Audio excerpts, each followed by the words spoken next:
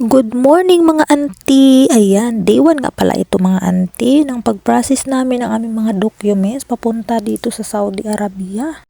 So ayan mga auntie, bago pa man kami pumunta sa agency mga auntie, no? Pumunta muna kami sa mall kasi nga yung mga kasamahan namin mga auntie na yung iba ay wala pang mga passport. So kami nang kasama ko na ito auntie, yung nakadilaw na nandyan na ngayon sa Pilipinas, may passport na kami mga auntie, no? So kaya naggala-gala muna kaming dalawa dito.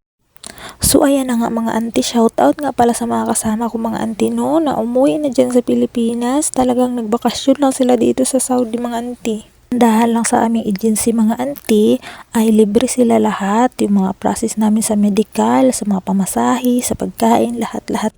Kaya na nga mga auntie, no, kung babalikan ko yung mga experience namin mga auntie, no, sa pag-a-apply mga auntie, medyo mahirap din mga auntie sa pagbabiyahe pa lang. Alas 5 na madaling araw mga auntie, umaalis na kami sa Cavite papunta sa Pasay, and then pagdating ng Pasay mga auntie, makikipag-unahan na naman kami mga auntie sa train station papunta sa aming agency.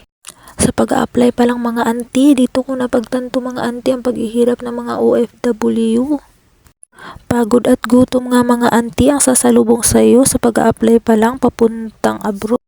Kaya sa mga marites dyan auntie, no, subukan nyo rin mga auntie mag-apply at pumunta dito sa ibang bansa mga auntie, bago ninyo husgahan yung mga OFW na umuwi sa Pilipinas na walang dala ng kahit anong pasalubong para sa inyo.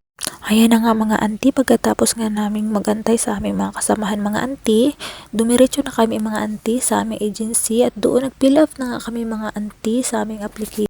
At ayan na nga mga auntie, pagkatapos namin mag-fill up ng form mga auntie sa aming agency mga auntie, umuwi na kami mga auntie, and then sabi ng agent namin mga auntie na pagkatapos namin mag-fill up ay ipapasa na daw yung mga auntie ng agency sa mga employer at mag-aantay na lang kami mga auntie ng aming mga employer, and then mag-process na kami auntie ng mga medical at mga OWA.